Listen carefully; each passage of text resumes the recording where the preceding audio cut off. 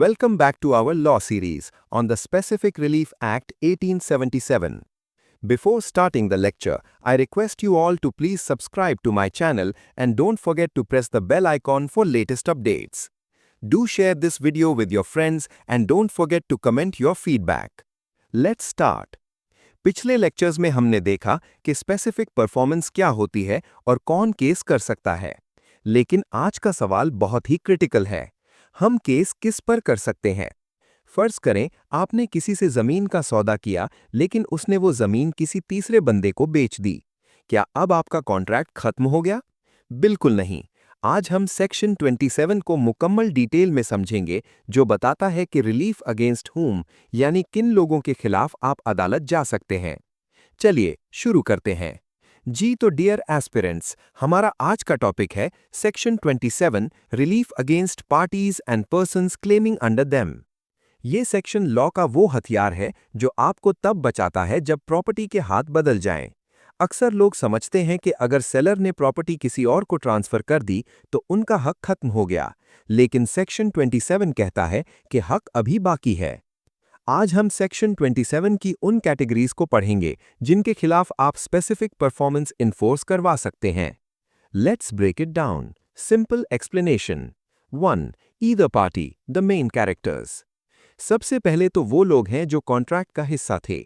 अगर सेलर ने प्रॉपर्टी बेचने से मना कर दिया तो बायर उसके खिलाफ केस फाइल करेगा। This is straight forward. 2. Persons claiming under them, the successors. ये पॉइंट बहुत जरूरी है। सपोज सेलर कॉन्ट्रैक्ट साइन करने के बाद एक्सपायर हो जाता है। अब उसके लीगल एयर्स यानी वारिस कहते हैं, हमने तो साइन नहीं किया था, हम क्यों बेचें? सेक्शन 27 कहता है कि नहीं। स्पेसिफिक परफॉर्मेंस उनके खिलाफ भी इन्फोर्स हो सकती है क्योंकि वो क्लेमिंग अंडर द पार्टी हैं। The transferee, a quick example.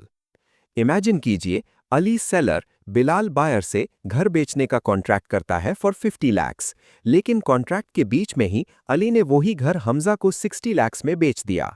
अब बिलाल क्या करे?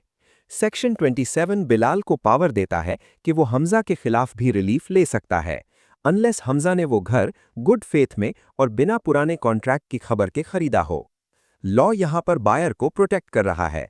ये सेक्शन इंश्योर करता है कि कोई भी बंदा कॉन्ट्रैक्ट से भागने के लिए प्रॉपर्टी किसी तीसरे बंदे को ट्रांसफर ना कर दे या अपने पीछे वालों को ढाल ना बनाए। I hope the basic concept is clear. Core concept, what is subsequent title? Section 27 में हम एक बहुत जरूरी टर्म सीखेंगे, सब्सिक्वेंट टाइटल। सब्सिक्वेंट का मतलब होता है लेटर, बाद में या बाद में आने वाला। यानी टाइटल बाद में मिला, लेकिन क्योंकि उसने वादा पहले किया था इसलिए अब वो मलकियत मिलते ही आपको प्रॉपर्टी देने का पाबंद है। आप उसे फोर्स कर सकते हैं कि अब तो तुम्हारे पास टाइटल है, अब मेरा वादा पूरा करो। लॉ में इसका मतलब यह है कि एक बंदे ने आपसे कॉन्ट्रैक्ट किया लेकिन उस वक्त उसके पास प्रॉपर्टी की मुकम्मल मलकियत यानी टाइटल नहीं था, लेकिन कॉन्ट्रैक्ट के बाद और केस खत्म होने से पहले उसे मलकियत मिल गई। Let's look at the flow chart to understand this better. तसव्वुर करें कि पर्सन ए के पास अभी प्रॉपर्टी के पेपर्स नहीं हैं या वो उसका मालिक नहीं है। फिर भी पर्सन ए पर्सन बी से उस प्रॉपर्टी को बेचने का कॉन्ट्रैक्ट कर लेता है। कॉन्ट्रैक्ट करने के बाद लेकिन कॉन्ट्रैक्ट पूरा यानी एग्जीक्यूट होने से पहले पर्सन ए को उस प्रॉपर्टी की मलकियत मिल जाती है। ये जो टाइटल उसे बाद में मिला, इसी को लॉ की लैंग्वेज में सब्सिक्वेंट टाइटल कहते हैं। इमेजिन कीजिए ए के वालिद की एक जमीन है। ए आज बी से कॉन्ट्रैक्ट करता है कि ए ये जमीन बी को बेचेगा। टेक्निकली आज ए मालिक नहीं है, नो टाइटल, लेकिन 2 महीने बाद वो जमीन ए के नाम ट्रांसफर हो जाती है, एक्वायर टाइटल लेटर। अब सेक्शन 27 यहां इंटरवीन करता है। ये कहता है कि क्योंकि अब ए के पास टाइटल आ गया है तो बी स्पेसिफिक परफॉर्मेंस डिमांड कर सकता है। ए ये बहाना नहीं बना सकता कि जब कॉन्ट्रैक्ट किया था तब तो ए मालिक ही नहीं था। The general rule of section 27। Section 27 basically answers one big question, मैं किस पर केस कर सकता हूं? Who can I sue? The law says that specific performance can be enforced against certain people. In total, this section lists 5 categories of people or entities. Section 27 कहता है कि except as otherwise provided यानी कुछ खास situations के अलावा specific performance इन नीचे दी गई categories पर enforce होगी। Today we'll start with the first and most logical one. Category A, either party, the main characters. ये सबसे सिंपल पॉइंट है। इसका मतलब है वो ओरिजिनल लोग जिन्होंने कॉन्ट्रैक्ट साइन किया था। लॉ कहता है कि ओरिजिनल पार्टीज एक दूसरे के खिलाफ केस कर सकती हैं। एग्जाम्पल, अगर ए ने बी से घर बेचने का वादा किया तो बी कोर्ट जाकर ए को मजबूर कर सकता है कि सेल कंप्लीट करे। सेम इसी तरह ए भी बी पर केस कर सकता है कि भाई अब पैसे दो और कॉन्ट्रैक्ट पूरा करो। अब अगले पॉइंट पर जाने से पहले हमें एक टर्म समझनी होगी, सब्सिक्वेंट टाइटल। कभी कभार ऐसा होता है कि जब ए कॉन्ट्रैक्ट करता है तो उस वक्त उसके पास प्रॉपर्टी की मुकम्मल मलकियत यानी टाइटल नहीं होता, लेकिन कॉन्ट्रैक्ट एग्जीक्यूट होने से पहले ए वो मलकियत एक्वायर कर लेता है, टाइटल उसके पास आ जाता है। सेक्शन 27 एग्जैक्टली इसी सिचुएशन से डील करता है कि टाइटल कॉन्ट्रैक्ट बनने के बाद शिफ्ट हो जाए। हमने देखा कि ओरिजिनल पार्टीज एक दूसरे को सू कर सकती हैं और अगर किसी के पास बाद में मलकियत आए, सब्सिक्वेंट टाइटल, तो लॉ वहां भी रास्ता निकालता है। Category B, subsequent title holders. अब हम स्पेसिफिक रिलीफ एक्ट के एक बहुत ही इंपॉर्टेंट कॉन्सेप्ट को डिटेल में समझेंगे। Any other person claiming under him by a title arising subsequent to the contract. इसका मतलब समझें। अगर ए ने बी से सौदा किया जमीन का, लेकिन ए ने बदनीयती दिखाई और वही जमीन सी को बेच दी, तो क्या बी, ओरिजिनल बायर, अब सी पर केस कर सकता है? The answer is yes. Section 27 का मेन मकसद ये बताना है कि अगर कोई कॉन्ट्रैक्ट पूरा नहीं कर रहा तो आप स्पेसिफिक परफॉर्मेंस का केस किन लोगों के खिलाफ फाइल कर सकते हैं। लेकिन यहां एक बहुत बड़ी एक्सेप्शन है।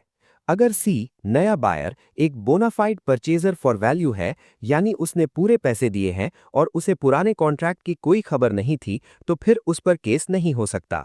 लेकिन अगर उसे पता था तो वो प्रॉपर्टी आपको वापस करनी पड़ेगी।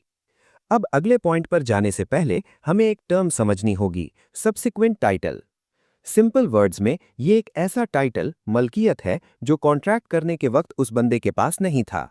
पर्सन ए कॉन्ट्रैक्ट तो कर लेता है, लेकिन टाइटल उसे बाद में मिलता है, कॉन्ट्रैक्ट एग्जीक्यूट होने से पहले।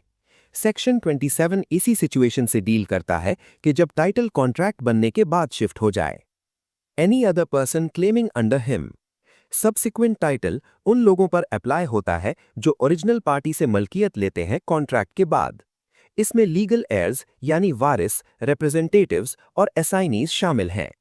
एग्जाम्पल, ए ने बी के साथ जमीन बेचने का कॉन्ट्रैक्ट किया, लेकिन जमीन ट्रांसफर होने से पहले ही ए की डेथ हो गई, ही डाइज इंटेस्टेट। अब वो जमीन का टाइटल उसके बेटे या वारिस एच हेयर के पास चला गया। अब सवाल ये है कि क्या बी अब भी कॉन्ट्रैक्ट इन्फोर्स करवा सकता है? जी बिल्कुल। बी अब एच के खिलाफ केस कर सकता है क्योंकि एच के पास अब वो सब्सिक्वेंट टाइटल है। तो डियर एस्पिरेंट्स, हमने सीखा कि सिर्फ ओरिजिनल पार्टीज ही नहीं बल्कि उनके बाद आने वाले वारिस या लीगल रिप्रेजेंटेटिव्स भी कॉन्ट्रैक्ट पूरा करने के पाबंद हैं, अगर टाइटल उनके पास शिफ्ट हो जाए तो। आई होप ये सब्सिक्वेंट टाइटल का कॉन्सेप्ट अब आपके माइंड में क्रिस्टल क्लियर हो गया है। The big exception. Dear aspirants, अब आते हैं आज के सबसे इंपॉर्टेंट टॉपिक पर। इसे हम कहते हैं द बिग एक्सेप्शन। अभी तक हमने पढ़ा कि अगर कोई कॉन्ट्रैक्ट तोड़ा जाए तो कोर्ट स्पेसिफिक परफॉर्मेंस ऑर्डर कर सकती है, यानी कोर्ट कह सकती है कि भाई जो वादा किया था वो ही पूरा करो। लेकिन एक ऐसी सिचुएशन है जहां कोर्ट के हाथ बंद जाते हैं और वो स्पेसिफिक परफॉर्मेंस इन्फोर्स नहीं कर सकती। वो सिचुएशन क्या है? अगर प्रॉपर्टी किसी ऐसे तीसरे बंदे के पास चली गई है जो ये 3 शर्तें या कंडीशंस पूरी करता हो। पहली बात, ट्रांसफरी फॉर वैल्यू, उसने मुफ्त में चीज नहीं ली है, उसने बाकायदा वैल्यू पे की है यानी पैसे दिए हैं। अगर तो तोहफा मिला है तो ये एक्सेप्शन काम नहीं करेगी। दूसरी बात, गुड फेथ, उसने गुड फेथ में काम किया हो, मतलब उसकी नीयत साफ थी, कोई हेरा फेरी या फ्रॉड का इरादा नहीं था। तीसरा, और ये सबसे जरूरी पॉइंट, विदाउट नोटिस, उस बंदे को बिल्कुल पता ही नहीं था कि इस प्रॉपर्टी का पहले से किसी और के साथ कॉन्ट्रैक्ट हो चुका है। चलें एक आसान एग्जाम्पल लेते हैं। मानते हैं कि ए ने बी से अपना घर बेचने का कॉन्ट्रैक्ट किया, लेकिन फिर ए ने बदनीयती दिखाई और वही घर सी को बेच दिया। अब अगर सी ने पूरे पैसे दिए हैं, ईमानदारी से घर खरीदा है और उसे पता ही नहीं था कि ए ने पहले बी से वादा किया हुआ है, तो कोर्ट सी से घर वापस नहीं ले सकती। बेचारा बी अब स्पेसिफिक परफॉर्मेंस इन्फोर्स नहीं करवा सकता, उसे सिर्फ डैमेजेस, पैसे मिलेंगे। एग्जाम टिप याद रखें, पेपर में अक्सर एग्जामिनर आपको कंफ्यूज करेगा ये कहकर कि दूसरे बायर को थोड़ा सा शक था या उसने सुना था कि कोई मसला है। याद रखें, अगर उसने KNEW जान लिया या उसे नोटिस मिल गया तो ये प्रोटेक्शन खत्म। फिर स्पेसिफिक परफॉर्मेंस हो सकती है। डियर एस्पिरेंट्स, याद रखें कि तीनों कंडीशंस का होना लाजमी है। कोई एक भी मिसिंग हुई तो एक्सेप्शन अप्लाई नहीं होगी। जी तो एस्पिरेंट्स, अब इस एग्जाम्पल को देखते हैं जहां स्पेसिफिक परफॉर्मेंस इन्फोर्स हो सकती है। क्यों? क्योंकि यहां सेकंड बायर प्रोटेक्टेड नहीं है। सिनेरियो कुछ यूं है। पहले ए ने इस बी के एग्जाम्पल साथ को देखते हैं जहां स्पेसिफिक परफॉर्मेंस इन्फोर्स हो सकती है। क्यों? क्योंकि यहां सेकंड बायर प्रोटेक्टेड नहीं है। सिनेरियो कुछ यूं है। पहले ए ने बी के साथ लैंड यानी जमीन बेचने का कॉन्ट्रैक्ट किया 5,000 रुपीज में। यह है हमारा ओरिजिनल कॉन्ट्रैक्ट। लेकिन फिर ए थोड़ा लालची हो गया और उसने वही लैंड सी को 6,000 रुपीज में बेच दी। अब यहां ट्विस्ट आता है। सी को पहले से पता था, ही हैड नोटिस, कि बी के साथ पहले ही डील हो चुकी है। अब आप खुद सोचें, क्या सी ने ईमानदारी दिखाई? बिल्कुल नहीं। चूंकि सी को सब पता था, इसलिए वो हमारी विदाउट नोटिस वाली शर्त पूरी नहीं करता। उसने जानते बूझते हुए दूसरे के हक पर डाका डाला है। रिजल्ट क्या निकला? इस केस में बी यानी ओरिजिनल बायर सी के खिलाफ कोर्ट जा सकता है और स्पेसिफिक परफॉर्मेंस का केस कर सकता है। कोर्ट सी को ऑर्डर देगी कि भाई तुम्हारी डील कैंसिल, ये जमीन बी को दो क्योंकि तुमने नोटिस के बावजूद ये खरीदी है। तो सिंपल रूल ये है, अगर सेकंड बायर को नोटिस था तो उसकी कोई प्रोटेक्शन नहीं है, वो सेल फोर्स की जा सकती है। The remainder man scenario. All right, aspirants, moving on to point C, and I'll be honest with you, this is one of the more complex sections we'll cover today. But don't worry, we're going to break it down with a very specific scenario so it makes perfect sense. The legal wording says, any person claiming under a title which might have been displaced by the defendant. Now, what does that actually mean in plain English? Basically, it's about a situation where a contract is made by someone who has the right to sell a property, but then they pass away before the deal is finished. Can the buyer still get that property from the next person in line? The answer is yes, and here is how. Let's look at this example. Imagine an estate, a piece of land or a house. We have three main characters here, A, B, and C. Person A is what we call a tenant for life. इसका मतलब ये है कि जब तक ए जिंदा है, property उसकी है, लेकिन उसके पास एक स्पेशल पावर भी है। The settlement gives him the power to sell the entire estate. Person B is the remainder, मतलब अगर ए प्रॉपर्टी नहीं बेचता और मर जाता है तो प्रॉपर्टी ऑटोमेटिकली बी को मिल जाएगी। B is waiting in the wings. Person C is the buyer. The scenario, the कहानी। A, the life tenant, decides to sell the property to C. उनके दरमियान एक valid contract to sell sign हो जाता है। सी को सब पता है, he has notice of the settlement. उसने सारे पेपर्स देखे हैं और उसे पता है कि ए के बाद प्रॉपर्टी बी की है, लेकिन ए के पास बेचने का हक यानी पावर मौजूद है। अब ट्विस्ट क्या आता है? सेल कंप्लीट होने से पहले ही ए की डेथ हो जाती है। अब टेक्निकली ए के मरते ही प्रॉपर्टी का टाइटल बी के पास चला गया। बी कहेगा, मैंने तो साइन नहीं किया था, प्रॉपर्टी अब मेरी है। लेकिन कानून कहता है नो, क्योंकि ए के पास प्रॉपर्टी सेल करने की पावर थी। उसने बी का इंटरेस्ट डिस्प्लेस कर दिया था कॉन्ट्रैक्ट साइन करते ही। इसलिए C can enforce the contract against B. C court जाकर कह सकता है कि हालांकि टाइटल अब बी के पास है, लेकिन ये वही टाइटल है जो ए डिस्प्लेस कर सकता था, इसलिए बी को अब वो प्रॉपर्टी सी को देनी ही पड़ेगी। Just remember, if the person who had the power to sell makes a deal, the person who inherits the property later is still bound by that deal. I hope this clears up why we use the word displaced. D. Company amalgamation. अच्छा तो aspirants, अब हम point D पर आते हैं। ये point सुनने में थोड़ा टेक्निकल लगता है बिकॉज ऑफ वर्ड्स लाइक एमालगमेटेड, लेकिन ट्रस्ट मी, ये बहुत सिंपल कॉन्सेप्ट है। Basically this is all about corporate mergers. Corporate world में अक्सर दो कंपनीज मिलकर एक हो जाती हैं। मींस कि जब दो पब्लिक कंपनीज आपस में मर्ज होती हैं तो उसे एमालगमेशन कहते हैं। अब सवाल ये पैदा होता है कि अगर पुरानी कंपनी ने किसी के साथ कोई कॉन्ट्रैक्ट किया था तो मर्जर के बाद उस कॉन्ट्रैक्ट का क्या बनेगा? Let's understand this with an easy example. फर्ज करें कि हमारे पास तीन एंटिटीज हैं, company A, company B and mister X. सबसे पहले कंपनी ए ने मिस्टर एक्स के साथ एक लीगल कॉन्ट्रैक्ट साइन किया। कुछ वक्त बाद कंपनी ए और कंपनी बी ने डिसाइड किया कि वो मर्ज होकर एक नई कंपनी बनाएंगे जिसका नाम रखा गया कंपनी सी। अब कंपनी ए तो एग्जिस्ट ही नहीं करती, तो क्या मिस्टर एक्स का कॉन्ट्रैक्ट खत्म हो गया? क्या उसका पैसा या काम डूब गया? लॉ कहता है नहीं। जो दूसरी पार्टी है यानी मिस्टर एक्स, वो अपना कॉन्ट्रैक्ट न्यूली फॉर्म्ड कंपनी यानी कंपनी सी के अगेंस्ट इन्फोर्स कर सकता है। लोग समझते हैं कि नई कंपनी नई शुरुआत है, लेकिन असल में the new amalgamated entity steps into the shoes of the old company. इसका मतलब ये है कि पुरानी कंपनी की जितनी भी कॉन्ट्रैक्चुअल ऑब्लिगेशंस थीं, वो नई कंपनी के सर पर आ जाती हैं। कंपनी सी ये नहीं कह सकती कि हमने तो साइन नहीं किया था। तो सिंपल वर्ड्स में, अगर कंपनी बदल जाए मर्जर की वजह से, तो पुराने कॉन्ट्रैक्ट्स एक्सपायर नहीं होते, बल्कि नई कंपनी उनकी जिम्मेदार होती है। Hope you all understand this point clearly. E. Promoters contracts. All right, aspirants, let's move on to point E. This is a very interesting part of corporate law because it deals with what happens before a company even exists legally. अब हम promoters की बात करेंगे। Company register होने से पहले जो लोग उसके लिए जमीन या एसेट्स खरीदते हैं, उन्हें प्रोमोटर्स कहते हैं। कानून कहता है कि अगर प्रोमोटर्स ने कंपनी के लिए कॉन्ट्रैक्ट किया और कंपनी बनने के बाद उसने उस कॉन्ट्रैक्ट को रैटिफाई और एडॉप्ट कर लिया, तो अब दूसरी पार्टी उस कंपनी पर केस कर सकती है। लेकिन याद रखें, कंपनी तभी पाबंद होगी अगर कॉन्ट्रैक्ट उसके मकसद यानी इनकॉर्पोरेशन टर्म्स के मुताबिक हो। पहली बात तो ये समझ ले कि ये पॉइंट उन कॉन्ट्रैक्ट्स की बात कर रहा है जो प्रोमोटर्स ने साइन किए before the company was officially incorporated. अब मसला ये है कि लीगल टर्म्स में एक ऐसी एंटिटी जो एग्जिस्ट ही नहीं करती, वो किसी कॉन्ट्रैक्ट का हिस्सा कैसे बन सकती है?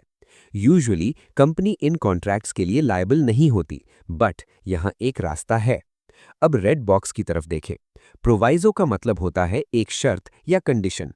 अगर कंपनी चाहती है कि वो इन पुराने कॉन्ट्रैक्ट्स को अपना ले, तो उसे दो चीजें पूरी करनी पड़ेंगी। 1. Ratified and adopted. कंपनी बनने के बाद बोर्ड ऑफ डायरेक्टर्स को ऑफिशियली उस कॉन्ट्रैक्ट को रैटिफाई या अप्रूव करना होगा। ऐसा नहीं है कि कॉन्ट्रैक्ट खुद ब खुद ट्रांसफर हो जाएगा। कंपनी को पेपर पर लिखना पड़ेगा कि हाँ, हम इस कॉन्ट्रैक्ट की जिम्मेदारी लेते हैं। Second, warranted bye terms of incorporation. ये कॉन्ट्रैक्ट ऐसा होना चाहिए जो कंपनी के मकसद यानी ऑब्जेक्ट्स क्लॉज से मैच करे। अगर आपने कंपनी बनाई है टेक्सटाइल की, लेकिन प्रोमोटर्स ने कॉन्ट्रैक्ट साइन किया है रियल एस्टेट का, तो कंपनी उसे अडॉप्ट नहीं कर सकती, क्योंकि वो उसके स्कोप से बाहर है। चले एक सिंपल एग्जाम्पल लेते हैं। फर्ज करें मिस्टर अली ने कंपनी बनने से 1 महीने पहले एक ऑफिस बिल्डिंग का रेंट अग्रीमेंट साइन किया। अब जब कंपनी रजिस्टर हो गई, तो क्या बिल्डिंग का मालिक कंपनी से पैसे मांग सकता है? नहीं, जब तक कंपनी अपनी पहली मीटिंग में उस अग्रीमेंट को रैटिफाई ना कर ले। अगर कंपनी ने अडॉप्ट कर लिया, तो अब वो कॉन्ट्रैक्ट लीगल है और कंपनी उसके पैसे देने की पाबंद है। So remember, promoters are like parents buying clothes for a baby who hasn't been born yet. Once the baby, that is the company, is born, it has to decide if it wants to wear those clothes or not. Flow chart for promoters contracts. All right, aspirants, अब इस flow chart को देखें। This is a visual summary of what we just discussed regarding clause E. अगर आपको steps याद रखने हैं, तो ये image आपके लिए बेस्ट है। Let's break it down together. सबसे पहले टॉप बॉक्स पर फोकस करें। Promoters make contract before incorporation. Simple सी बात है, कंपनी अभी पेपर पर नहीं आई, मगर काम तो शुरू करना है। प्रोमोटर्स ने किसी वेंडर के साथ डील कर ली या ऑफिस की जगह फाइनल कर ली। अब नेक्स्ट स्टेप क्या होता है? Company is incorporated. मुबारक हो, कंपनी रजिस्टर हो गई है और अब वो एक लीगल पर्सन बन चुकी है। मगर याद रखें, पुराने कॉन्ट्रैक्ट्स अभी भी लटके हुए हैं। थर्ड स्टेप सबसे इंपॉर्टेंट है। Company ratifies and adopts the contract. Ratify का मतलब होता है पिछले काम को ऑफिशियल अप्रूवल देना। जब तक कंपनी फॉर्मली ये नहीं कहती कि हाँ, हम इस कॉन्ट्रैक्ट को मानते हैं, तब तक बात आगे नहीं बढ़ती। फाइनली रिजल्ट्स क्या निकलता है? Contract is now enforceable against the company. अब कंपनी लीगल कॉर पर जिम्मेदार है। अगर वो पेमेंट नहीं करते, तो दूसरी पार्टी कंपनी पर केस कर सकती है। अब बिल्कुल एंड में देखें, वहां एक रेड डैश्ड बॉक्स है। ये आपका गोल्डन रूल है। Without ratification the company is not liable. अगर कंपनी रजिस्टर होने के बाद चुप बैठी रहे और कोई एक्शन ना ले, तो वो कॉन्ट्रैक्ट कंपनी का नहीं रहता। ऐसी सूरत में सारी जिम्मेदारी बेचारे प्रोमोटर्स पर ही रहती है। एग्जाम्पल, सोचें प्रोमोटर्स ने एक एसी खरीदा कंपनी के लिए। कंपनी बन गई, मगर उन्होंने बोर्ड मीटिंग में उस डील को रैटिफाई नहीं किया। अब अगर एसी वाला पैसे मांगने आएगा तो कंपनी कह सकती है कि हमने तो साइन नहीं किया था, प्रोमोटर्स से जाकर पैसे लो। आई होप ये फ्लो अब आपके माइंड में क्लियर हो गया होगा और कोई कंफ्यूजन नहीं रही होगी। All right aspirants, listen up. हमने सेक्शन 27 को डिटेल में पढ़ लिया है और अब वक्त है एक क्विक रिवीजन का। स्क्रीन पर आप पूरे सेक्शन का निचोड़ देख रहे हैं। इट शोज एग्जैक्टली किन लोगों के खिलाफ स्पेसिफिक परफॉर्मेंस इन्फोर्स की जा सकती है। चले मेरे साथ पॉइंट्स फॉलो करें। सेक्शन 27, कौन कौन जिम्मेदार है? ए, द पार्टीज देमसेल्व्स। सबसे पहले तो वही लोग आते हैं जिन्होंने कॉन्ट्रैक्ट साइन किया है। अगर ए और बी के बीच डील हुई है तो उन पर तो ये लागू होगा ही। B, subsequent title holders. अगर प्रॉपर्टी किसी और को ट्रांसफर हो गई है तो नया ओनर भी फंस सकता है। बट यहाँ एक स्टार लगा हुआ है, एक्सेप्शन देखें। अगर किसी ने गुड फेथ में प्रॉपर्टी खरीदी है और उसे पुराने कॉन्ट्रैक्ट का पता ही नहीं था विदाउट नोटिस, तो उस पर यह इन्फोर्स नहीं होगा। सी, डिस्प्लेस्ड टाइटल क्लेमेंट्स। वो लोग जिनका टाइटल डिस्प्लेस हो गया हो, उन पर भी ये सेक्शन अप्लाई होता है। D, amalgamated companies. अगर दो कंपनीज मिलकर एक हो गई हैं, मर्जर, तो नई कंपनी पुरानी डील्स की जिम्मेदार होगी। ई, द कंपनी। और वही पॉइंट जो हमने अभी फ्लो चार्ट में देखा, प्रमोटर्स के कॉन्ट्रैक्ट्स तभी एनफोर्स होंगे अगर कंपनी उन्हें रैटिफाई कर ले। एग्जाम में अगर सेक्शन 27 पर सवाल आए तो ये 5 पॉइंट्स ए टू ई आपके दिमाग में होने चाहिए। स्पेशली पॉइंट बी की एक्सेप्शन और पॉइंट ई की रैटिफिकेशन कंडीशन मत भूलिएगा। तो डियर एस्पिरेंट्स, ये था सेक्शन 27 का मुकम्मल पोस्टमार्टम। उम्मीद है आपको समझ आ गया होगा कि केस किस किस पर किया जा सकता है। अगर आपको रिमाइंडर मैन या अमेल्गमेशन में अब भी कोई कंफ्यूजन है तो कमेंट्स में लाजमी पूछें। आई होप कि आपको ये लेक्चर समझ में आया होगा अगर आपने इस वीडियो को अटेंटिवली सुना है तो। अगर आपको ये वीडियो अच्छी लगी है तो इस वीडियो को लाइक करें, कमेंट करें, वीडियो को शेयर करें और चैनल को ज़रूर सब्सक्राइब करें। Thank you so much for watching this video. अल्लाह हाफिज़।